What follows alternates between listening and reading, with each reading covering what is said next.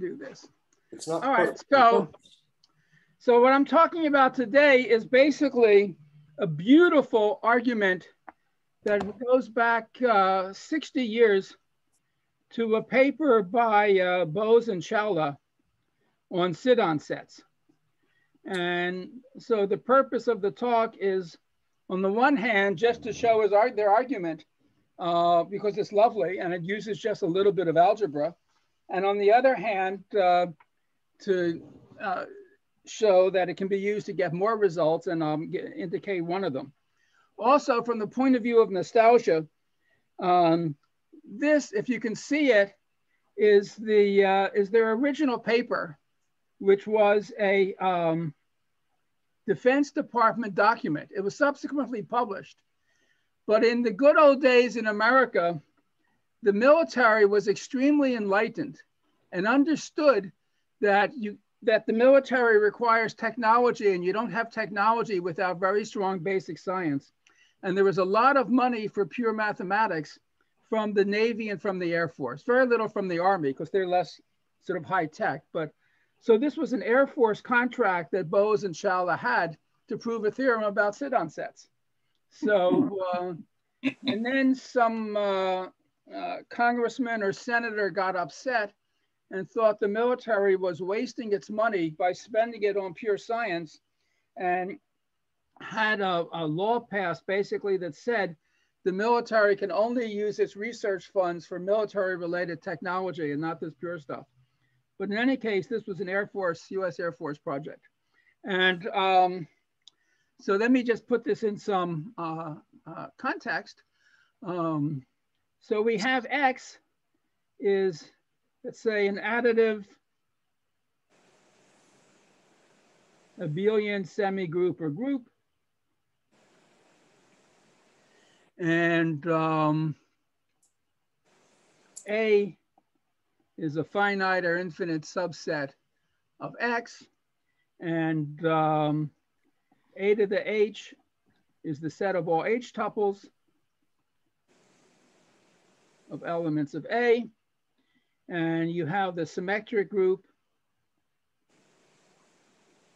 SH, which acts on AH by permutation by permuting the coordinates. Sigma times an H tuple is just A sigma 1, A sigma 2, up to A sigma H. And so you have the orbits of this action, which is basically you take an H tuple and you look at everything you can get by just permuting the coordinates. And I might write A square brackets A1 up to AH to be the orbit. So this is some element in A to the H modulo this permutation action. Then we take a linear form, but the particular linear form A1 or X1 plus X2 up to X sub H. And we know that phi of A1 up to phi of AH is the same as phi of A1 prime,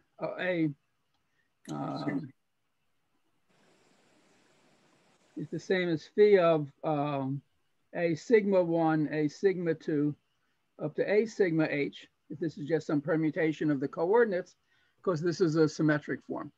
And we're interested, as always, in things that are subsets or analogous to subsets. So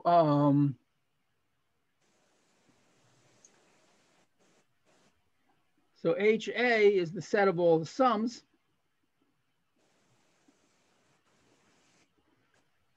All sums of H elements of A. And what can I say?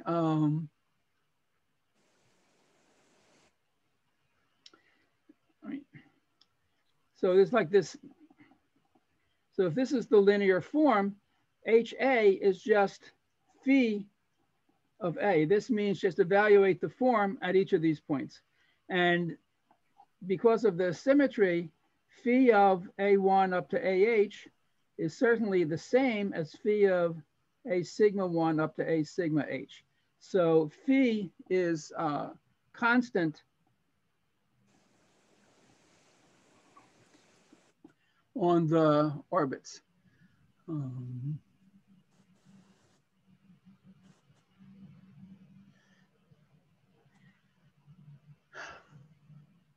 So there are two representation functions associated with these H-fold sums. So we have this set A of X. This is just some semigroup. B is some element of X. And R, A, comma, H of B is, this is a lowercase r. It's the cardinality, it's the number of these equivalence classes of H tuples, that is orbits, such that A1 plus A2 plus A sub H is equal to B, right? So again, this is independent of what representative of this class that you choose. So this is basically the number of ways to represent B as a sum of H elements of A without regard to order. And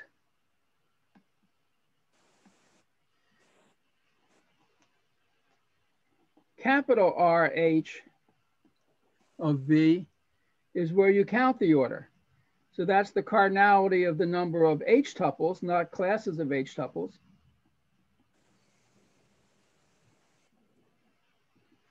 Where A1 up to AH is equal to B.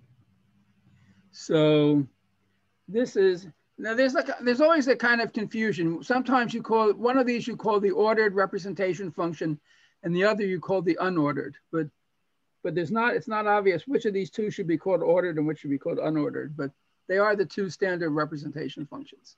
And we also look at a related sum. So instead of HA, which is the set of all sums of H elements of A, there is what I'll write as H wedge A, which is the set of all sums of H elements of A that are pairwise distinct. AI different from AJ for all I different from J. I should point out now, so this is actually very interesting because when you're looking at distinct summands, it is related to wedge products or exterior algebras in linear algebra. But the reason there's a wedge here is, as far as I know, the first time this notation was used was in a paper that I wrote with Andras Sarkozy a long time ago. It was so long ago that PCs did not exist. This was back in the age when you wrote a paper, you wrote a paper. And then you sat down at a typewriter and you typed it out so you could have something you could give to people. And this was a character on my typewriter. And there weren't many choices. So this is an artifact of the pre-computer age. And it is purely coincidental that after the work of Dias da Silva and Yahya Hamidun, who proved something called the Erdős-Heilbronn conjecture using exterior algebras, that there actually appeared this connection between the sums of distinct elements of a set and this multilinear algebra stuff. In any case, this means sums of distinct elements. So our hat A comma H of B is the number of representations, but just up to permutations. So these are the equivalence classes of orbits. And capital R hat comma A comma H of B is just the number of and this is AI always different from AJ, the number of H tuples that add up to H, AI different from AJ. Here we count the order, that is different orderings matter, here they don't. So these are the 4 standard representation functions in additive number theory. These last 2, they're just related by factorial. I mean, that's exactly. They're not a... One is H factorial times the other. Yes. Yeah, so that's all it is. Yes. And the reason that's important to mention is because in the result I will try to prove later, there is this H factorial that comes up, which I find disturbing, but it comes up because of this fact that is, there's a multiplicity of H factorial often. Okay, so what we call a classical Sidon set, let's say of integers. So, I mean, everything can be extended, not everything, but some things can be extended to other groups, but a classical Sidon set of integers, it's a set A with the property such that if, in this notation, R sub A2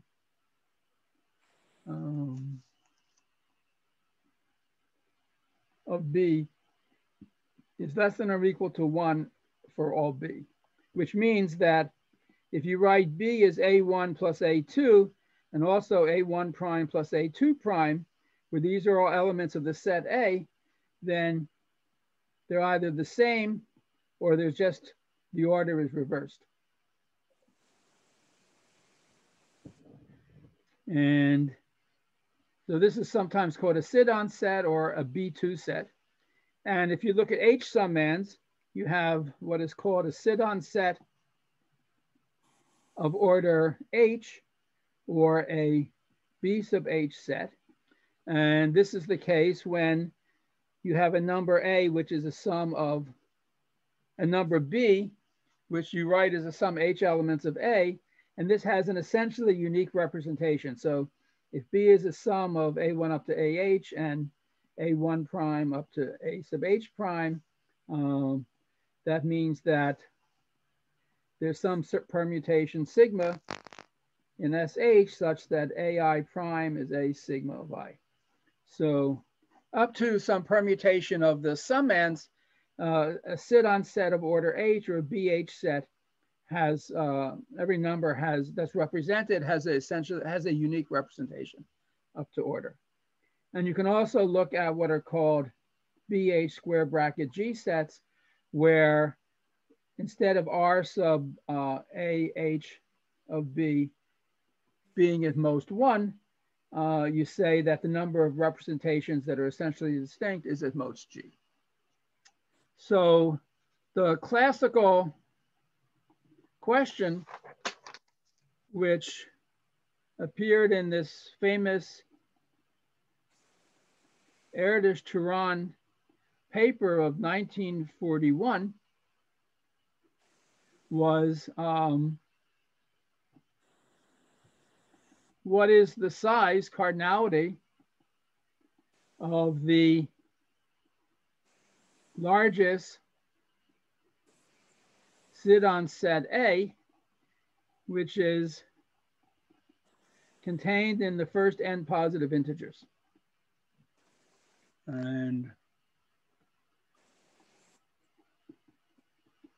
call this capital phi of n. And I'll call it capital phi sub h of n.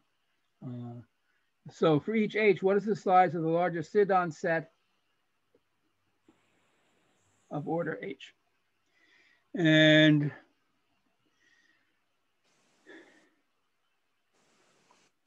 Erdős and Turan had proved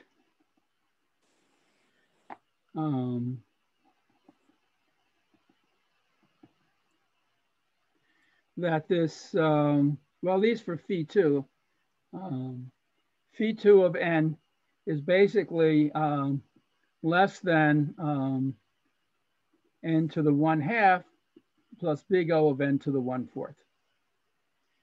And what Bose and Chowla proved by a very beautiful algebraic argument is that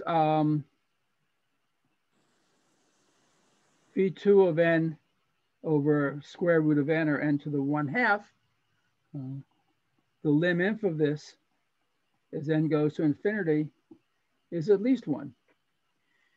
And so this is for two-fold sums, but in fact, what they did was better because they proved this for h-fold sums. So n to the 1 over h. So for 2, this is certainly best possible asymptotically because this Turan paper gave an upper bound. Okay, so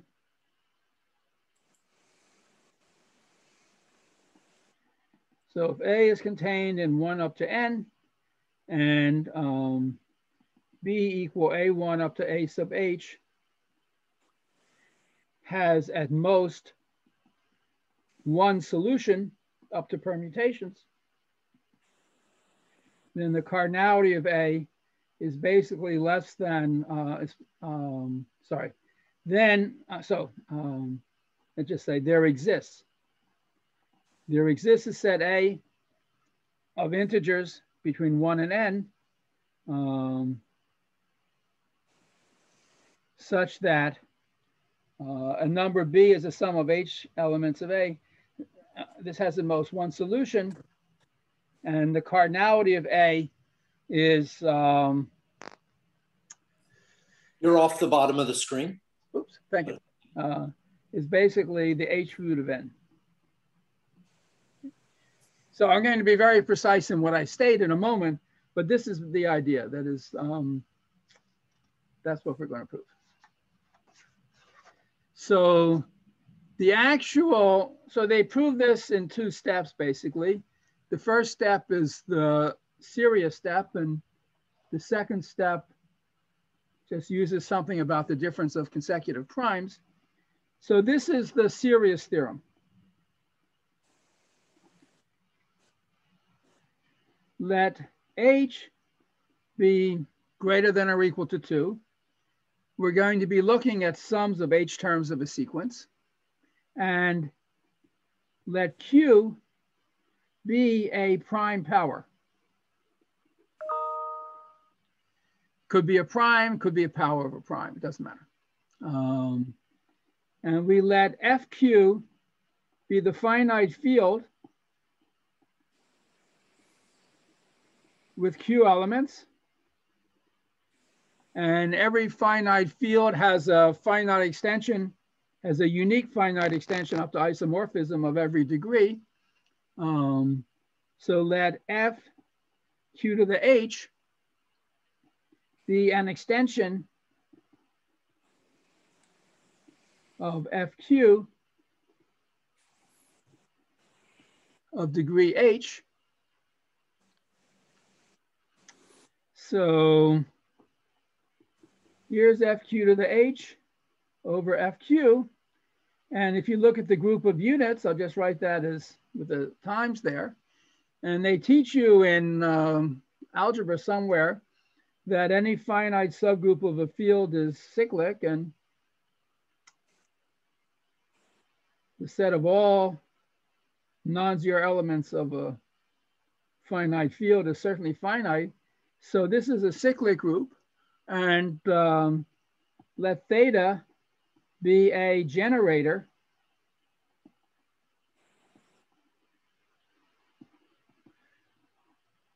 of the cyclic group FQH star. So this is generated by this element theta. Now, note 2 things that are obvious. Theta is not in the base field because the degree of the extension of is h, and if theta were in the base field, all of its powers would be, and you would get at most the cyclic group, the unit group of FQ. So theta is not in FQ. And in fact, if theta is any element in the base field, then theta minus lambda is not in the base field. Because again, if theta minus lambda were something in FQ, theta would be in FQ. So, but theta minus FQ, or theta minus lambda, is also not zero, because theta is different from lambda. So theta minus lambda, it's some unit in the field, but the units are generated by theta. So there is a unique integer, a sub I, a sub j,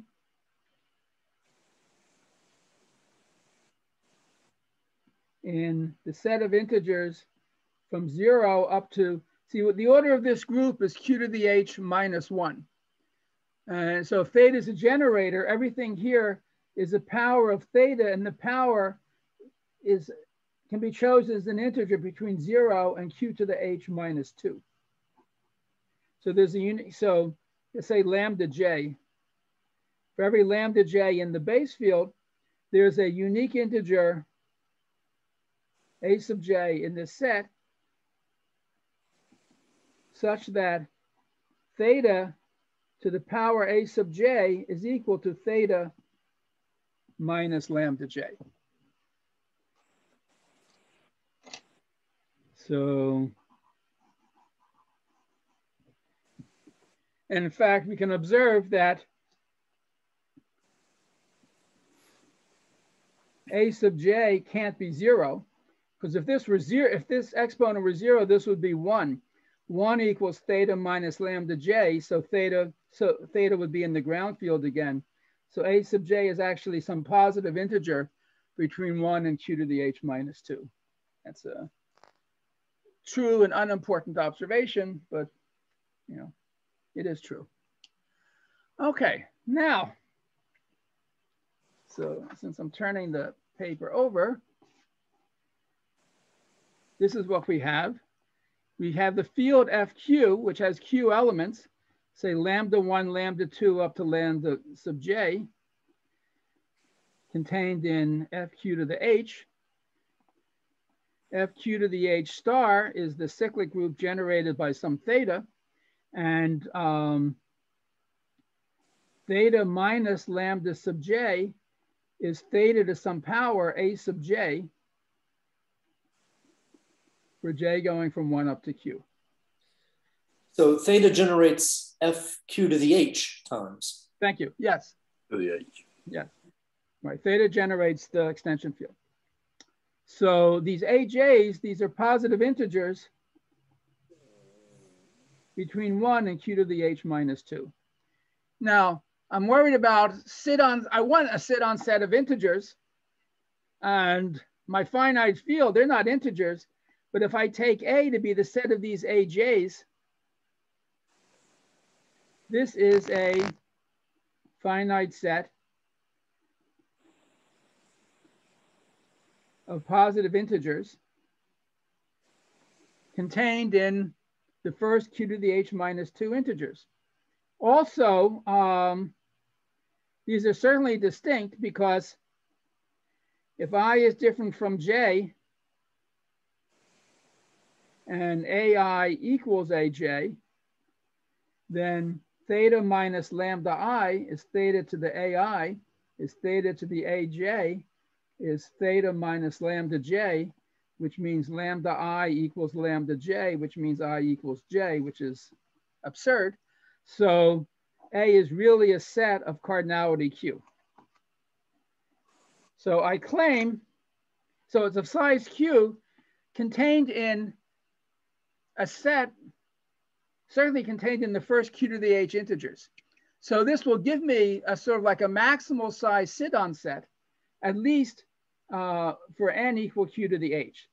So I claim A is a Sidon set of order h. All right. Whew, good. Now, Why is that?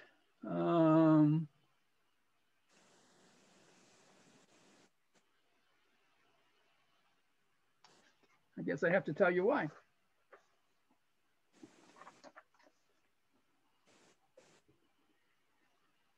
So again, let me just write down.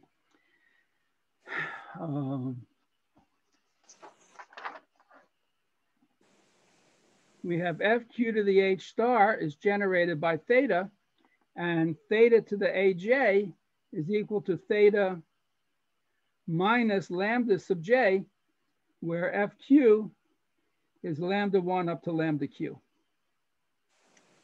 So suppose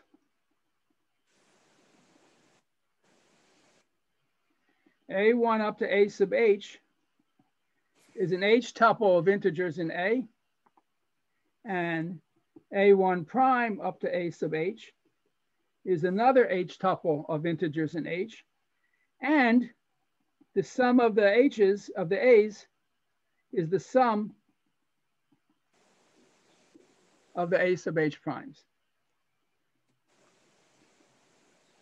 I must show that the prime tuple is just some permutation of the unprimed tuple. That's what I want to show. Okay? Good.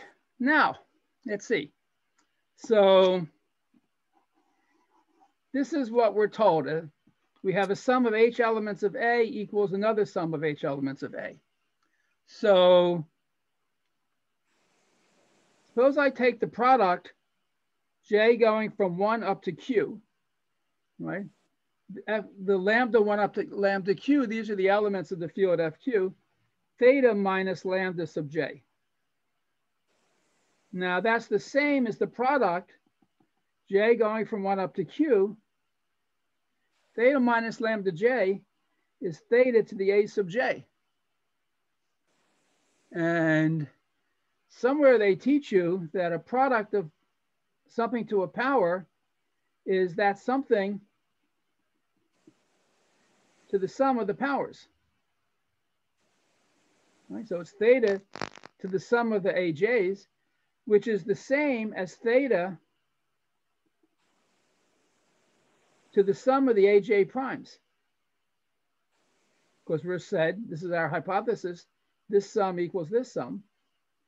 And this is the product of theta to the A sub J prime, which is the product, J goes from 1 up to Q, of theta minus,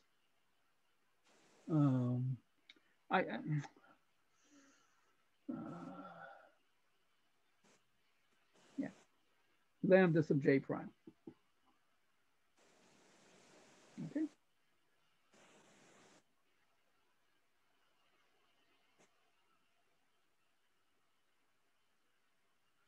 Now,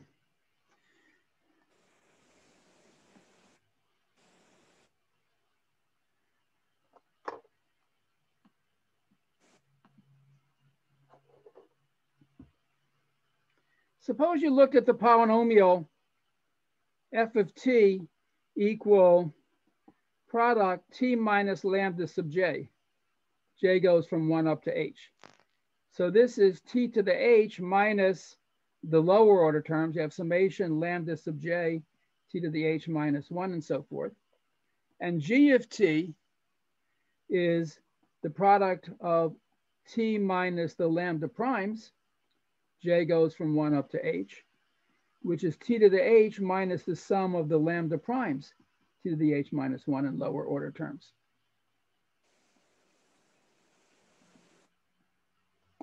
Now, these two polynomials, this polynomial has its roots, the lambda j's. This polynomial has its roots, the lambda j primes. If the lambda j primes are not just some permutation of the lambda j's, then these two polynomials are different. So that is if lambda 1 prime up to lambda sub q prime is not a permutation of lambda 1 up to lambda q, then f of t is different from g of t, right? Because they teach you in algebra in high school or somewhere that two polynomials are the same if they're monic only if they have the same roots with the same multiplicities. So if this is not the case, f of t minus g of t, this is f of t, t to the h and stuff. G of t is t to the h and stuff. This is some polynomial different from 0 of degree at most h minus 1. Call it h of t, say. And f of theta equal g of theta means h of theta, which is f of theta minus g of theta, isn't 0. And that is impossible because theta has a minimal polynomial. Yeah, when you said isn't 0, you meant is 0, surely, right? Oh, sorry. Thank you. Yes. H of theta is 0. I mean, yeah. And that's impossible because theta is not a root of a polynomial degree less than h. Bad choice. This is a bad choice of letter.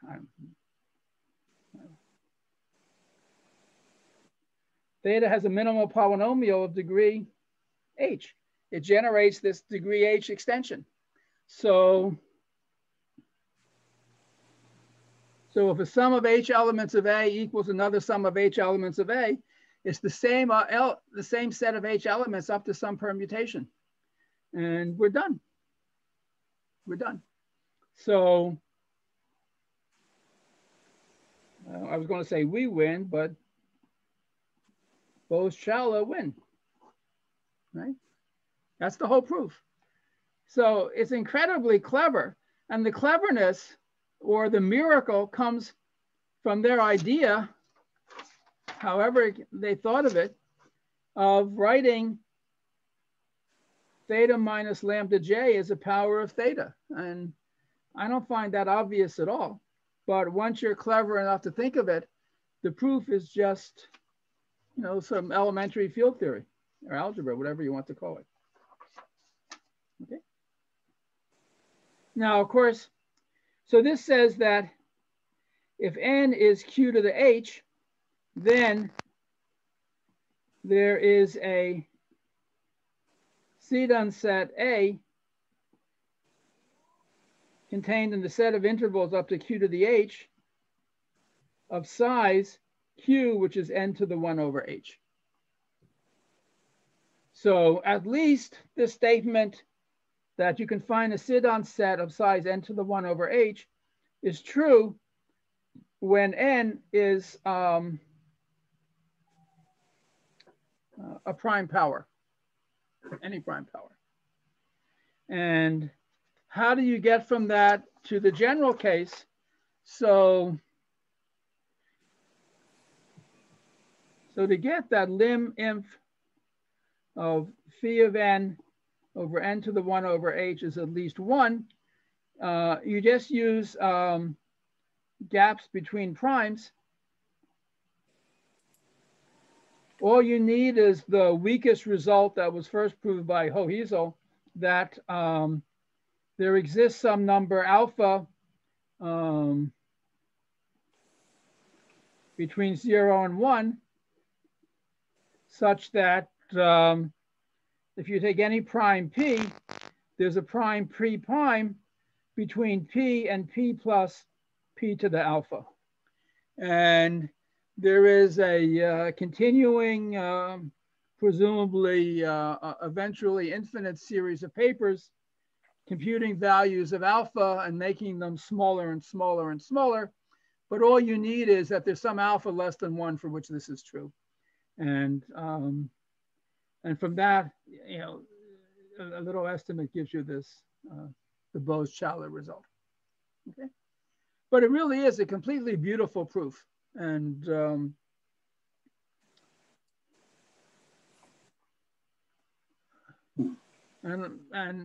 Kevin might know, but I don't, whether there are other equally elegant and simple constructions of these Sidon sets of presumably maximal size in a finite interval.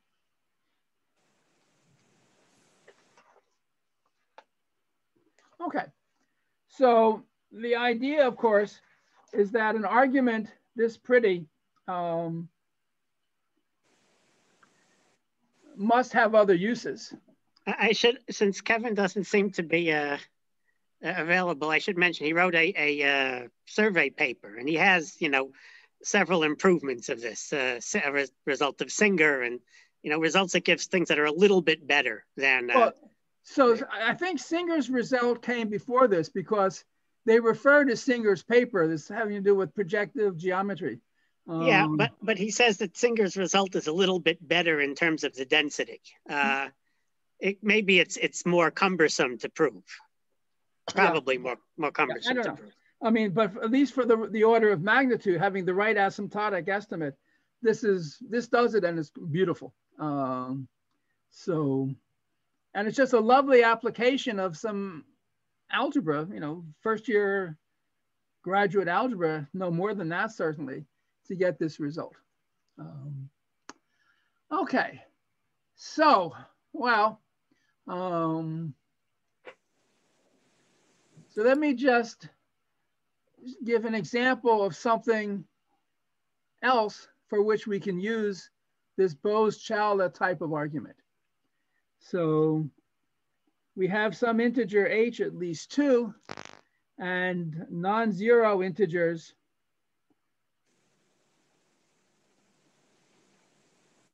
c1 up to c sub h, and we take our linear form, which is c1x1 plus c2x2 up to c sub h x sub h. And if you have a set of integers, again, phi of a is just this form evaluated at all h tuples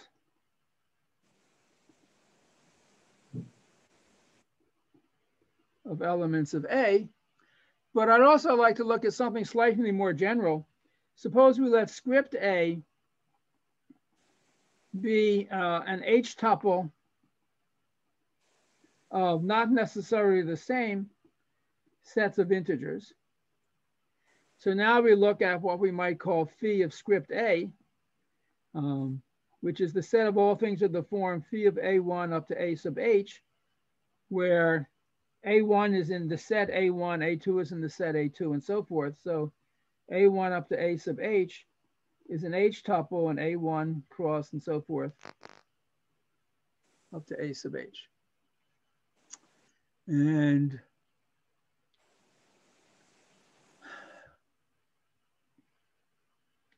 I want to say that A, the system, this H tuple of sets,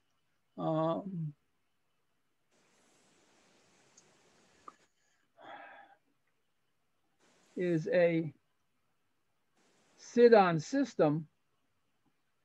I'll call it a, let's see. Since I'm not looking at H-fold sums, but like phi sums, I'll call it B sub phi square brackets G. So you have a Sidon system of order G, if you like, if the representation R sub script A phi of B, which is the number of H tuples A1 up to A sub H in A1 cross dot cross A sub H, where phi of A1 up to A sub H is equal to B, if the cardinality of that is at most G.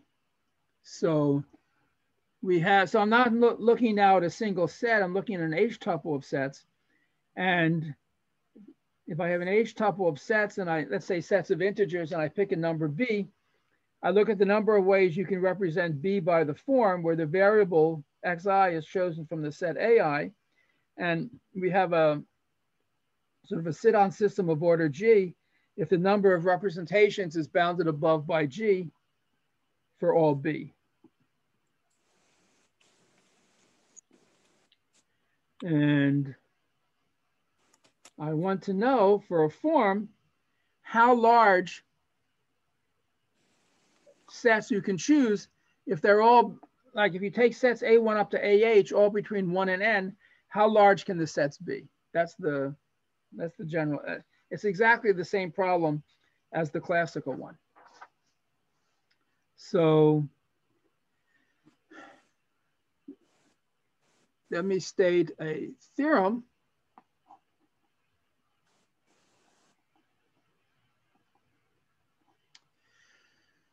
So we have this linear form, C1x1 plus C2x2 up to C sub h x sub h.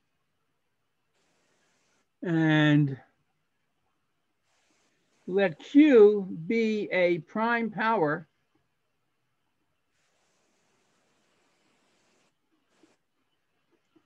such that the GCD of each of these coefficients, C sub I and Q to the H minus 1 is 1. So,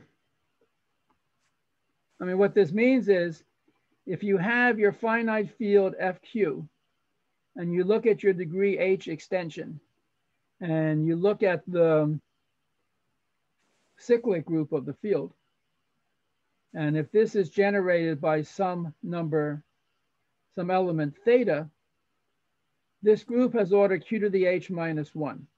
So if an integer Ci is relatively prime to the order of a cyclic group, then theta to the Ci also generates the group. So that's what this condition means.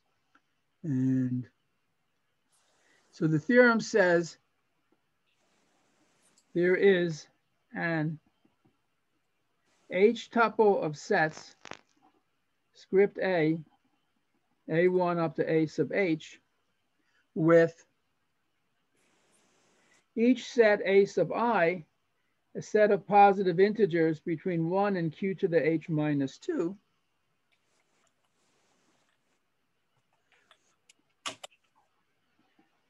such that, now, if you look at the representation function, R sub, whatever I was calling it, R sub A phi of B, this is less than or equal to H factorial for all B. So A is a, what was the notation I was using? B sub phi H factorial Sidon set. So I don't have the representations bounded by 1. I have the representations bounded by H factorial. And that's because I have to consider the possibility, I'm not counting H tuples up to permutations, I'm allowing the possibility of permutation. So there are most H factorial permutations of an H tuple, and each of those might give me, if I'm unlucky, the same representation of a number B, but that's the only possible multiplicity. So this is the result. Another way of saying this is, if I look at... Surely you've left out something about the size of the AIs? Oh, thank you. They all have exactly Q elements. Sure. For all I. Yes. Yes. And because they all have exactly Q elements, if I look at, when I evaluate my linear form, I have Q choices for each variable. So the most this could be is Q to the H, the cardinality of the image. And so this is just a general fact, but these sets have the property that the cardinality of this, because I have this possible multiplicity from permutations, but it's always at least Q to the H over H factorial. Okay. And so And the proof is really directly stolen from Bose-Chowla. So the proof goes as follows. So because the GCD of C sub I and Q to the H minus 1 is 1, that means that theta to the power C sub I also generates this cyclic group.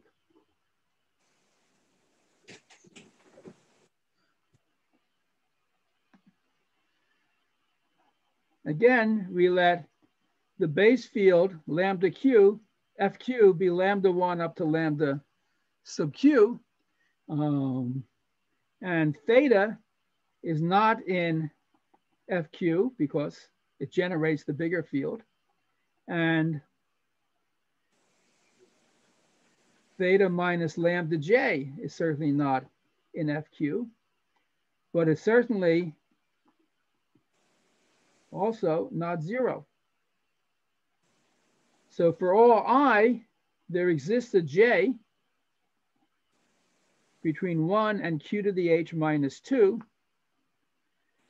such that because theta to the Ci is also a generator, theta to the C sub I, A sub ij is equal to theta minus lambda j.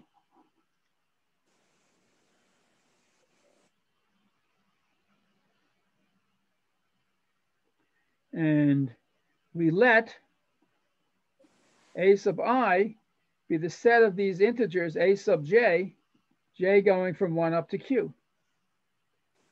So again, A sub I is contained in the set of integers from 1 up to Q to the H minus 2, and the cardinality of each of these sets is Q. And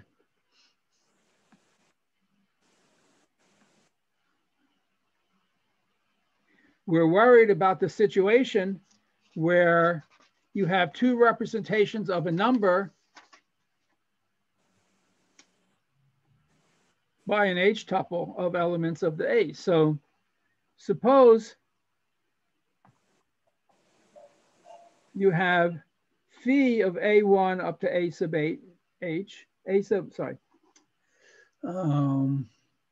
suppose you have phi. So I want something from the first set, A1. So A1 comma J1, A2 comma J2, up to AH comma J sub H. So this is something in A1 cross A2 up to A sub H is equal to another H tuple, A1 J sub 1 prime up to A sub H J sub H prime.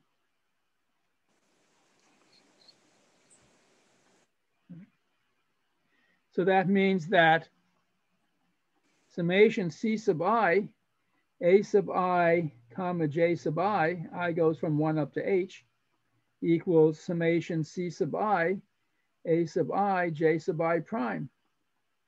I goes from 1 up to H. This is phi of A1, J1 up to A, H, J sub H. And this is phi of A1, J sub 1 prime up to AH, J sub H prime, right? So I have the same value of this linear form phi evaluated at these two different H tuples. So then we do just what Bose and Chowla did.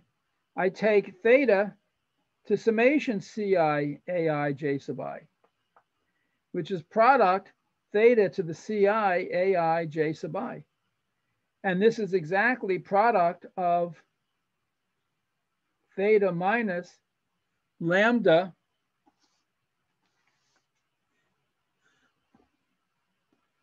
J sub I. And similarly, theta to the linear form evaluated on the other H tuple, C sub I, A sub I, J sub I prime, is product of theta minus lambda J sub I prime.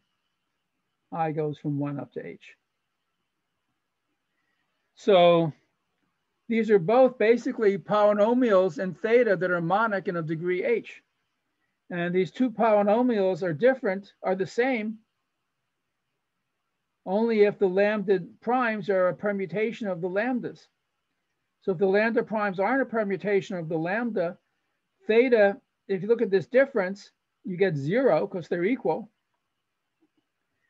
But this says that theta satisfies a polynomial of degree h, a non-zero polynomial of degree h minus 1. And because theta generates this field of degree h, the minimal polynomial has degree h, it can't satisfy. It can't be the root of a polynomial of degree less than h. And so the argument works again. So we'll just say, done, we're done. And there are other examples of how this Bose-Chowla argument extends to some other situations, but it really is very beautiful. And I just don't know, because I don't know, whether anyone has, and I mean, it's been what, 1960, it's been 60 years since the Bose-Chowla paper was published. And I don't know whether anyone has looked at this argument, but it is a completely beautiful argument in algebra. And it's very nice that some algebra can be applied right here. Anyway, that's, as far as the talk is concerned, it's also done. So I quit. Thank you.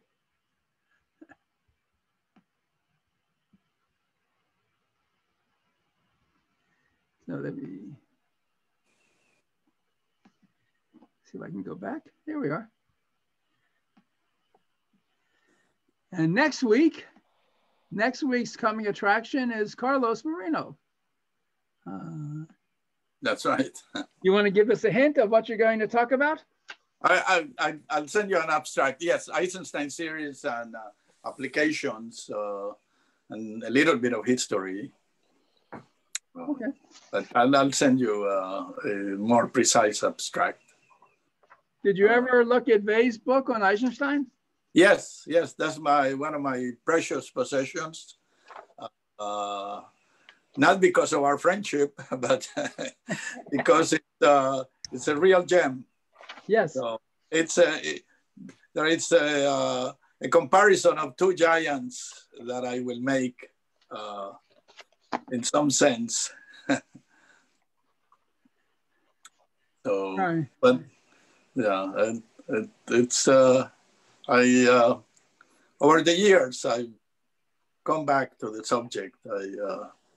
Eisenstein series had been very close to my heart, and my first PhD student wrote a thesis in the area. So, but I'll fill in details. A lot of the things I'll talk about are probably known to many people, but a little bit of the history behind how these things compare is not so well known. And let me just preview one of my main remarks, that somehow André Weil, who was very good at the history of mathematics, had it wrong in some sense. So I'll explain why. But definitely, I think, yeah, it's a comparison of two giants. Yeah. Good. Actually, I can tell you like a footnote to the history of the book, because the year Weil was lecturing at the Institute on Eisenstein, Kronecker, and Eisenstein and Kronecker, I was his assistant, and he asked if I would take notes of his lectures, which I did. But of course, when I was taking notes of the lectures, I ignored all the history. I just was interested in like the theorems and the proofs. And he'd asked me to write up the notes, and I did. And I had like put in proofs of the theorems. I mean, in his lectures, the proofs are kind of cursory. And yeah. I guess he assumed that the proofs that I had worked out were sort of like obvious. You didn't need all the proofs, but he put back all the history, which I was ignoring. Right. You know? Yeah. So, and there was a period of time, I no longer have them. I haven't had them for decades, when I had like, because there was no, I had like some copies of these notes, and every now and then someone would ask me for a copy of the notes with the details of the proofs. And, you know, and I would send them out, but haven't seen them forever. But, well, I would be curious if you have the handwritten notes of the lectures. Oh, no. They are not available. This was, half the people here weren't born when those lectures were given, right? So, and I've moved multiple times since. I have absolutely, but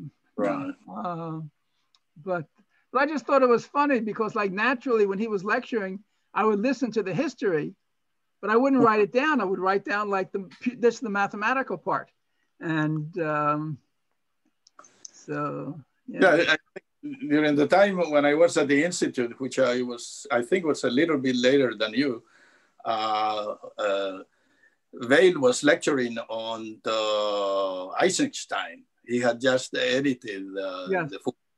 And I remember mostly the historical remarks, not so much the details of a few of the things, mathematical things he mentioned, but I mean, it was clear he had a pretty good command of the historical events around those times. But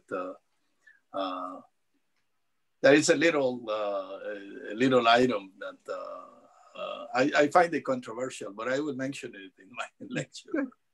Good. But, so. All right.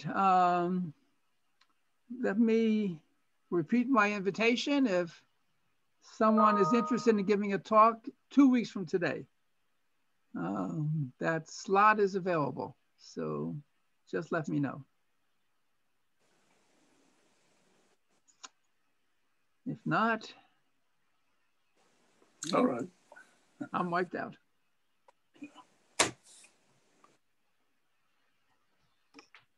Thank you again for the talk. Bye.